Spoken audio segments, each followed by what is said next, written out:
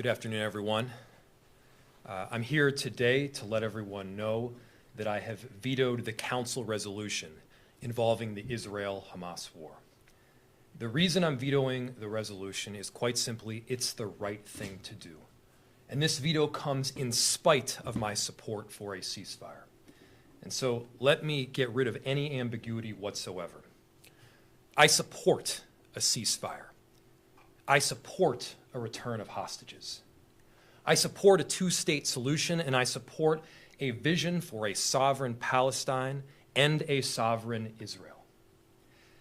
This council resolution, however, misses the mark because it is one-sided, and it all but erases an entire community, and that is of Israeli Jews. The council has had every opportunity to unite around the common themes that I listed out above.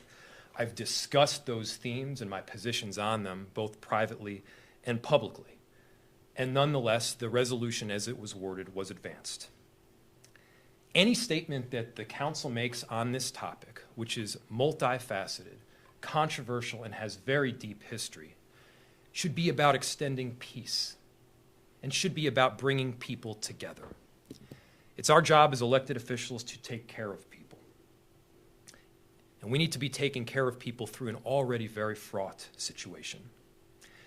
International relations, they're complex, they're multifaceted and tiered, and the history underpinning the conflict the world is witnessing demands a very rigorous analysis of all of these facts. That these basic tenets need to be stated right now is of deep concern to me. From what I have seen and what I have read, the resolution uplifts a rightful history and story of Palestinians. What it does also, however, is largely erases that of Jews. This is not the time to be one-sided. This is the time to find unity in our city and to bring people together.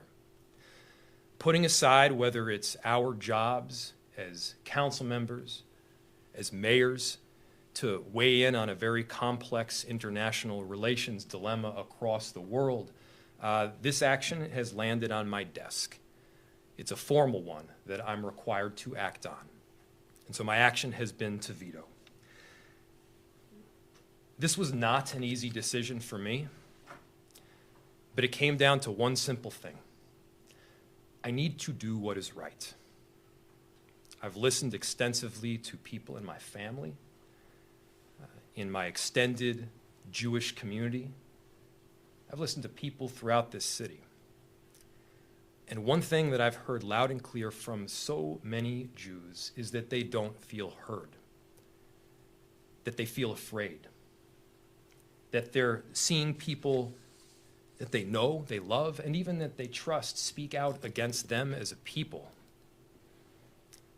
I'm all for critique of the Israeli government. I'm adamantly opposed to Netanyahu. I believe in an independent and sovereign Palestine and an independent and sovereign Israel. This situation is complex, and the complexity deserves to be noted. And so I've come to the conclusion that expressions of peace, and in this case ceasefire, are important to make to achieve that peace and that ceasefire. This is something that not everybody in my community as a Jew agrees with, but I'm doing it nonetheless. And at the same time, it's my obligation to stand up for people that aren't heard. The council resolution as it was posed is one-sided. There is a route forward here. We can work together to find unity. We can work together to call for a ceasefire and recognize the common humanity that is in all people. I remain open to signing a truly unifying ceasefire resolution and hope we can do this important work together. And I'll just end by noting that Minneapolis, as a city, occupies a fairly unique place in our state's history. We've often been on the vanguard of progressive policy and inclusion. We're also known in our history for being one of the most anti-Semitic places in the country. Let's make sure that we hold up one of those histories and not the other. Here's our chance. With that, I'll open it to any questions you might have. So what's the process next week? Can they override this with, can the council override your veto with a vote next week? Yes.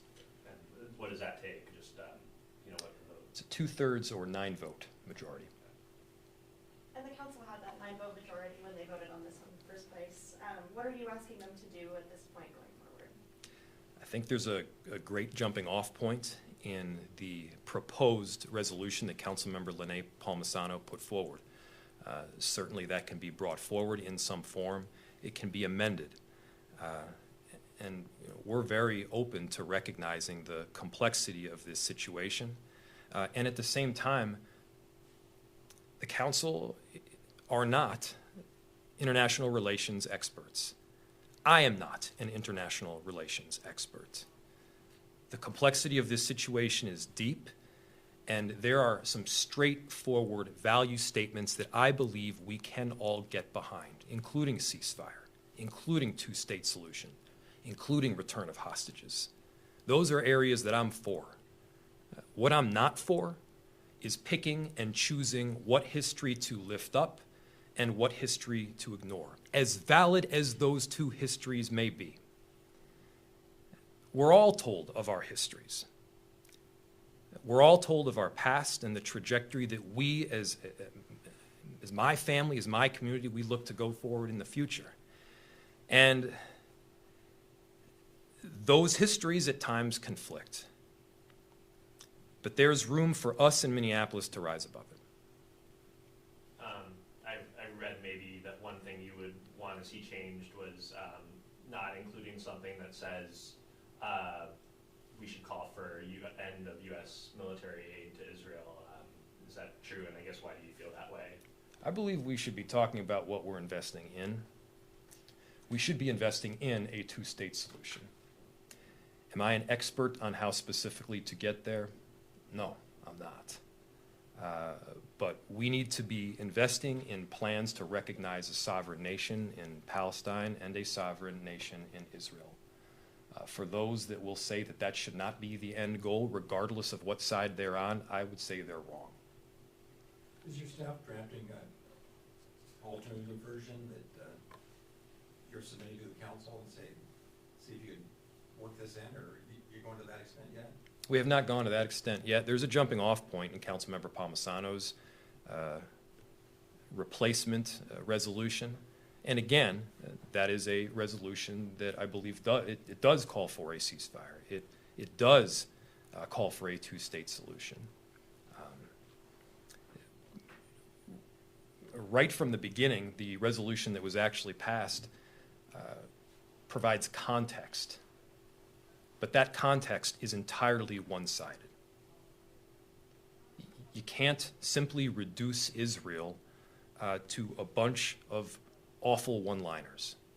There's a complex history there that involves refugees. It involves entire families and cities that were slaughtered during the Holocaust. It's a history that is complex, and Palestinian stories should also be upheld and can be.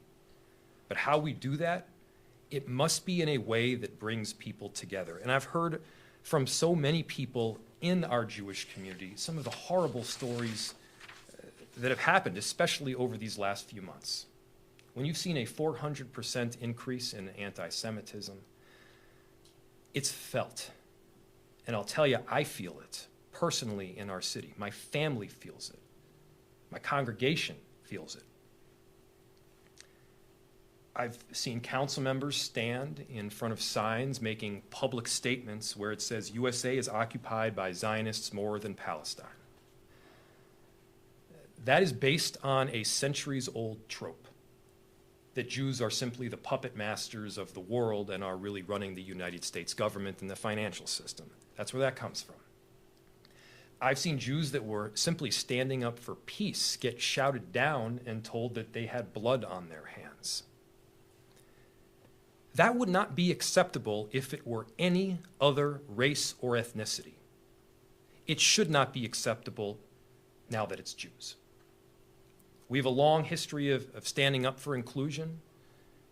Jews should be included in that history.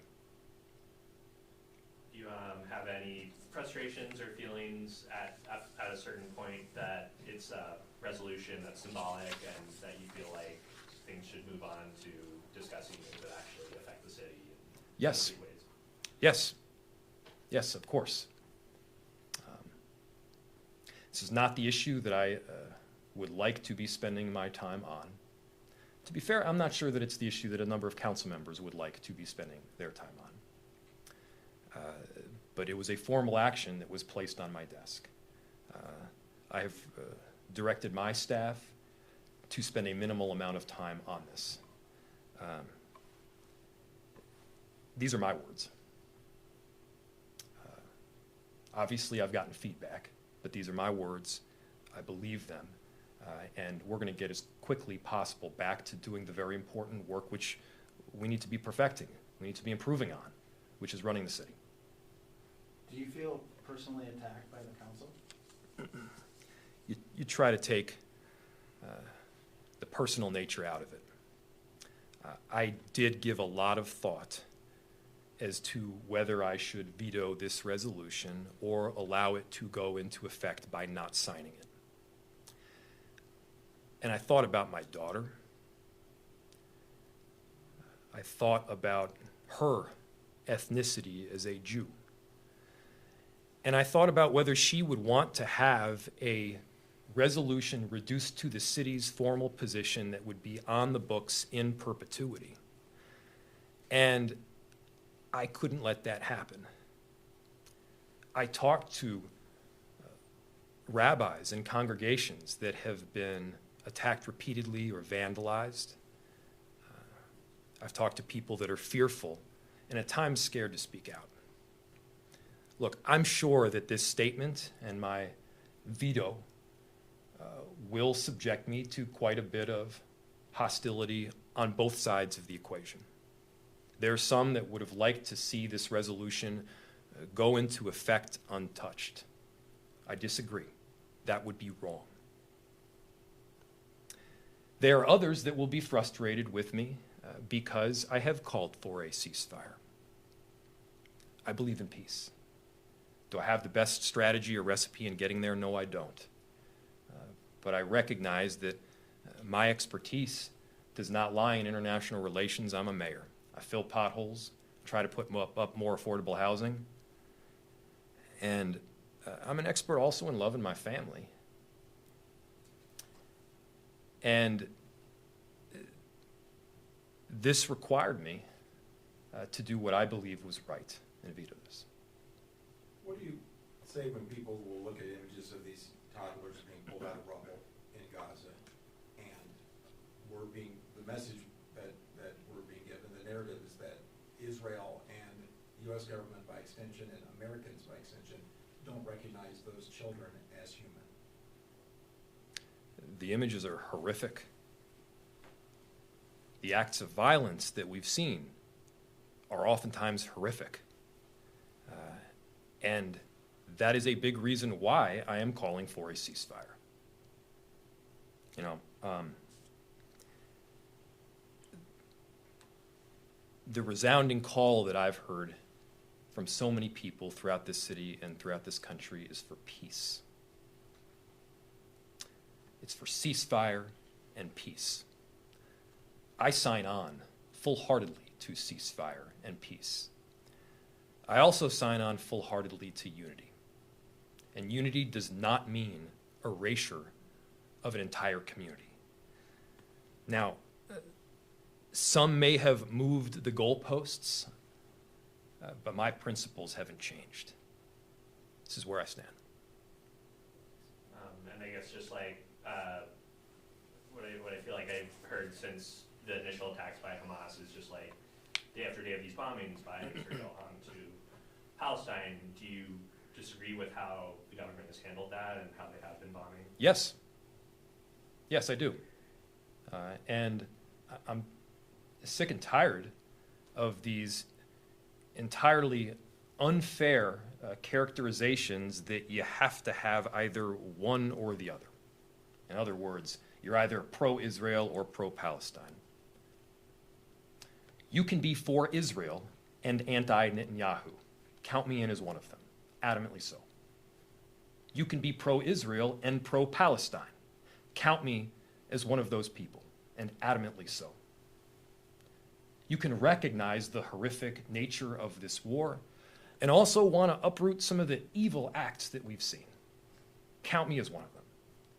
I can't speak in full on the complexity, but I will speak out to say that both of these things are true at the same time. We need to have peace, and we can't be excluding an entire community within our twin cities that we must be looking out for. We have time for 2 more questions. What will your feeling be if they do override your veto next week and it just has to pass as it is, I guess? That's their prerogative. But let me just call the question. If this is about signing on to a ceasefire, let's do it. If this is about calling for a 2-state solution, let's call for it. If this is about finding ways to build unity, let's do it, I'm in. But if this is simply about choosing sides and which histories to uplift and which to denigrate, I'm out.